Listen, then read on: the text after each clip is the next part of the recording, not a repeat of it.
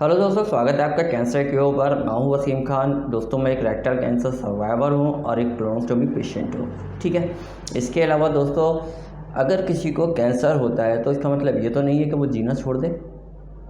अगर हम में से किसी को कैंसर होता है, मुझे हुआ था, ठीक है। कैंसर अगर होता है इसका मतलब ये नहीं है ज़िंदगी जीना छोड़ दे इंसान, बल्कि उस टाइम पे इंसान की जीने की चाहत और ज़्यादा बढ़ जाती है। वो और ज़्यादा कोशिश में लग जाता है कि किसी तरीके से अपनी लाइफ को सेव करे, अपनी ज़िंदगी को बचा ले। इंसान सब कुछ देने को तैयार हो जाता है अपना, कि सब कुछ चला जाए लेकिन जान बच जाए। क्यों? क्योंकि कहते हैं ना, जान है तो जहान है। तो यही बात होती है दोस्तों। कैंसर जैसी बीमारी इतनी ख़तरनाक बीमारी होती है, जब ये किसी को होती है तो सीधा उसे ऐसा लगता है कि बिल्कुल मौत का सामना हो रहा है। और इसके इलाज भी ऐसा होता है कि इसके अंदर बहुत बुरी हालत हो जाती है, तो ऐसा लगने लगता है कि पता नहीं अब बचेंगे या नहीं बचेंगे। तो दोस्तों, कैंसर अगर होता है तो ये हमें हमारी लाइफ की इम्पॉर्टेंट बताता है। इससे हमें पता चलता है कि हमारी ज़िंदगी कितनी ज़्यादा कीमती है, और बहुत से ऐसे काम होते हैं हमारी लाइफ में जिन्हें हम ध्यान नहीं देते, सोचते भी नहीं उसके बारे में, और जो बहुत ही ज़्यादा इम्पॉर्टेंट होते हैं हमारे लिए। वो जो जब हमें ऐसा कुछ होता है, लगता है कि मरने वाले हैं, तो याद आता है कि हमने तो ये अपनी जिम्मेदारियां पूरी नहीं की, अपनी लाइफ ऐसे ही गुजार दी, वेस्ट कर दी। देखिए, जब मुझे कैंसर हुआ तो मेरे माँ बाप मेरे साथ थे, ठीक है। उनसे मुझे सहारा मिलता था, वो मुझे सहारा देते थे। तो तब मुझे ये लगता था कि यार मौत सामने दिखती थी, तो मुझे ये लगता था मैंने अपनी पूरी ज़िंदगी बर्बाद कर दी। यार दोस्त, घूमना फिरना, पैसा कमाना, नाम कमाना, इस सब के पीछे भागता रहा, अपनी माँ बाप की तरफ ज़्यादा ध्यान ही नहीं दिया। और जब मौत सामने आई तो वही मेरे पास बैठे, वही सामने बैठे थे। तब लगा कि यार मैंने अपनी ज़िंदगी में तो इन लोगों के लिए कुछ किया ही नहीं है। उस टाइम अहमियत पता चलती है अपनों की, अपने रिश्तेदारों की, अपने सगों की। देखिए, मेरा भाई, मेरी माँ बाप, मुझे ये लगता था कि यार मैंने अपनी पूरी ज़िंदगी ऐसी वेस्ट कर दी, इन लोगों को टाइम ही नहीं दिया। क्यों? क्योंकि जब हम बीमार होते हैं उस टाइम पे वही लोग हमारा सहारा बनते हैं, वही हमारी केयर करते हैं, हमारा ध्यान रखते हैं। तब अहमियत पता चलती है, इम्पॉर्टेंस पता चलती है कि हमारे अपने जो होते हैं वो अपने ही होते हैं। अब मेरे माँ बाप, मेरा भाई था, अब मेरे बीवी बच्चे तो नहीं है, लेकिन जिसके बीवी बच्चे होंगे उसे इस बात का ख्याल आएगा, यार मैंने अपनी ज़िंदगी में अपने बच्चों को टाइम नहीं दिया, फालतू की चीज़ों के पीछे भागता रहा, अपनी लाइफ ऐसे ही वेस्ट कर दी। और सबसे ज़्यादा ज़रूरी बात, जब हमें ऐसा लगता है कि हम मौत हमारे करीब है, तो उस टाइम हम क्या करते हैं, सीधा ऊपर वाले को याद करते हैं, कि ऊपर वाले से दुआ करते हैं कि या अल्लाह हमें बचा ले, हमारी ज़िंदगी को बख्श दे। ठीक है। मैं एक मुसलमान हूँ, तो मैं अल्लाह ताला से दुआ करता था कि अल्लाह मुझे बचा ले। देखिए, आप हिंदू हैं, सिख हैं, ईसाई हैं, आप अपने अपने जो भी आपका मतलब धर्म होता है उसको फॉलो करते हैं, ठीक है। आप अपने गॉड से प्रे करते हो कि ऊपर वाले मुझे बचा ले। आप अगर हिंदू हो तो भगवान से दुआ करोगे कि मुझे बचा ले। और उस टाइम पे हमें पता चलता है कि यार दुआओं में कितनी ताकत होती है। क्यों? क्योंकि उस टाइम हम इतने परेशान होते हैं, हमें ऐसा लग रहा होता है कि हमारी मौत सामने खड़ी है, और सिर्फ उससे बचने का एक ही रास्ता है, ऊपर वाला। अगर उससे दुआ करते हैं तो शायद बच जाए। और मेरी बात का यकीन करना कि सिर्फ उसी से हमें तसल्ली मिलती है। जब हम ऊपर वाले से दुआ करते हैं तभी हमें तसल्ली मिलती है कि शायद हम जी सकते हैं। उस समय हमें पता चलता है कि हमने अपनी पूरी ज़िंदगी बर्बाद कर दी, कुछ ही नहीं किया, हमने ऊपर वाले को याद ही नहीं किया, जबकि हम इस दुनिया में आए हैं और एक दिन हमें जाना है। असल ज़िंदगी तो मरने के बाद की होती है, कि हमारे क्या कर्म है, हम क्या करेंगे, उसके बिहाफ पे हमारे मरने की बात का तय होता है कि हम नर्क जाएंगे या स्वर्ग जाएंगे, जन्नत में जाएंगे या दोज़ख में जाएंगे। और ये डिसाइड होता है कि हमने क्या कर्म करे अपनी लाइफ में। इस बात का एहसास जब होता है। मैं एक मुसलमान हूँ, जब मुझे कैंसर हुआ तो देखिए, ये बात मैं खुद कह रहा हूँ, मैं किसी और के लिए नहीं कह रहा हूँ, अपने लिए कह रहा हूँ, कि हम लोगों को इस्लाम के अंदर हमें डायरेक्शंस दिए गए हैं कि 5 टाइम की नमाज़ पढ़नी है। नहीं पढ़ता था, लेकिन जब मौत सामने दिखी तो नमाज़ भी पढ़ रहा था, दुआ भी कर रहा था, और सिर्फ इसी चीज़ से मुझे तसल्ली मिलती थी कि हाँ मैं ठीक हो जाऊँगा। जब मुझे इस बात का एहसास हुआ कि मैंने अपनी पूरी ज़िंदगी ख़राब कर दी, अगर मैं मर गया तो ऊपर वाले को क्या मुँह दिखाऊँगा, क्या कर्म अपने साथ लेके जाऊंगा, ऊपर वाले से कैसे मैं मतलब क्या मुंह लेके जाऊंगा मैं अगर मर गया तो। तब ये एहसास हुआ कि अपनी ज़िंदगी में मुझे बहुत कुछ करना था जिसके बारे में कभी सोचा तक नहीं, और जो सबसे ज़्यादा ज़रूरी है उसको नज़रअंदाज कर दिया, ध्यान ही नहीं दिया उसके बारे में, ऊपर वाले को याद करने ही भूल गए थे। उस टाइम याद आता है ऊपर वाला। इसके अलावा एक बात और बताऊं आपको मैं, कि जब मुझे कैंसर हुआ था तो मेरे घर वाले मेरे साथ थे और मैं सिर्फ नमाज़ पढ़ता था, दुआ मांगता था कि मैं सही हो जाऊं। और मैं क्या कहता था कि मैं जब ठीक हो जाऊंगा तो मैं अपनी लाइफस्टाइल बिल्कुल चेंज कर दूंगा, सब कुछ मतलब चेंज कर दूंगा, ऊपर वाले को याद करूंगा। क्योंकि उस टाइम पे पता चल रहा था कि यार बहुत सी दुआएं होती हैं जिन्हें आप मांगोगे तो आपकी जो मुराद है, जो आप चाहते हो वो पूरा हो जाएगा। तो उस टाइम पे हमें वो दुआएं याद आती हैं और पूरी ज़िंदगी हम ऐसे ही निकाल देते हैं। लेकिन जब कैंसर आता है, सामने मौत दिखती है, तो वो दुआएं याद आती हैं। तो दोस्तों मेरा कहने का मतलब सिर्फ इतना है कि देखिए, जब मौत सामने होती है तो हमें इस बात का पता चलता है कि हमारे लिए क्या ज़रूरी है और क्या बेकार है।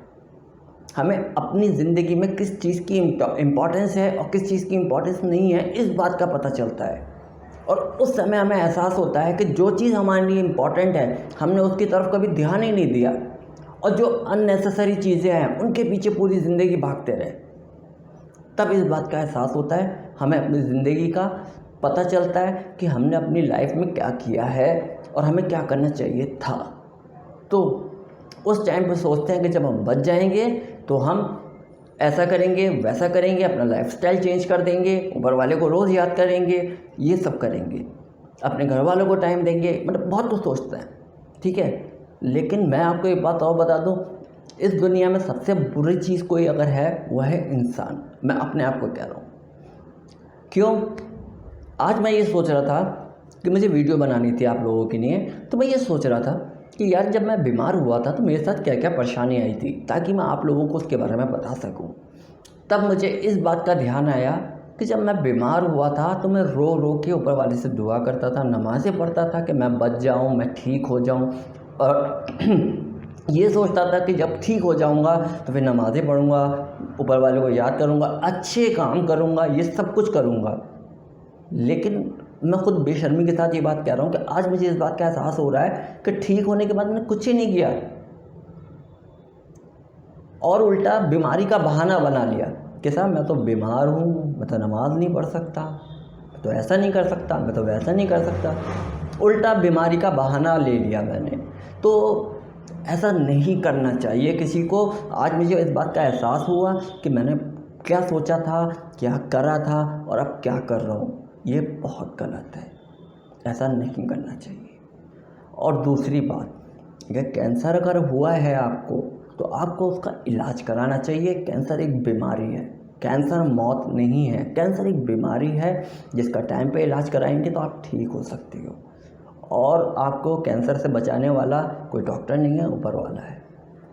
वो चाहेगा तो ही बचोगे, तो ही सही डॉक्टर के पास जाओगे, तो ही सही इलाज करा पाओगे।